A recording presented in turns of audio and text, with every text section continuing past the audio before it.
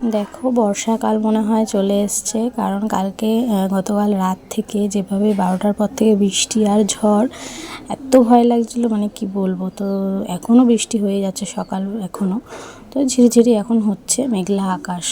তো দেখো এই যে মেয়ে এখানে বিছনার মধ্যেই ঘুম থেকে উঠে বই নিয়ে বসেছে, বাবা বাড়ি আছে বলে, এমনিও বসে। তারপরে এই যে ও বসে আছে পড়তে, আমি আবার চলে এলাম সকালের টিফিনটা করতে, রুটি করছি। এখন এই যে তোমার খেয়ে দিয়ে তোমাদের দাদা বেরিয়ে গেল, আর এদিকে মেয়ে কোলে এসে আহ্লাদ করছে, ব্রাশ করছে, আর বলছে মা আমাকে দেখাও, তাই ওকে একটু দেখাচ্ছি।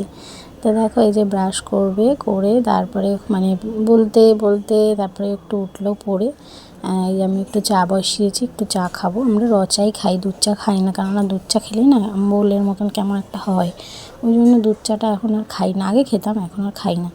এখন মা আর আমি একটু চা খেয়ে নেব। একটু সকালবেলা চা না খেলে মানে ভালো লাগে না, মনে হয় কি যেন একটা খাইনি, কেমন একটা লাগে যেন। তো তাই জন্য একটু চা খাবো। আর আজকে বিস্কুট দিয়ে খাবো না, আজকে একটু মুড়ি দিয়ে খেতে ইচ্ছা করছে, তাই একটু মুড়ি দিয়ে চাটা খাবো।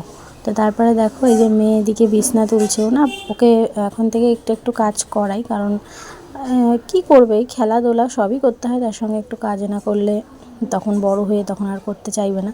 তো তাই ওকে একটু বিছনা তোলাচ্ছি। তো দেখো ভালোই তুলেছে কিন্তু, হ্যাঁ বড়দের মতন করেই তুলেছে, আবার কি সুন্দর করে গুছিয়ে।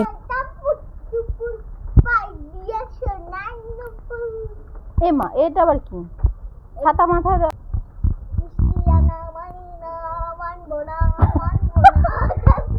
মিছিল। এত বৃষ্টি দেখে তাই একটু পাঁপড় ভাজা আর খিচুড়ি বেগুন ভাজা করেছিলাম, যে বৃষ্টির ওয়েদার এটাই ভালো লাগবে। তো তারপরে দেখি বিকেলবেলা যে না, বৃষ্টি তো কমেই গেল, আর আকাশে দেখো কি সুন্দর লাগছে না দেখতে। ও যাই হোক, কমে গেছে, ভালোই হয়েছে, কারণ আমাদের বাড়িতে একটু কাজ আছে, আর বৃষ্টি হলে সমস্যাটা হতো।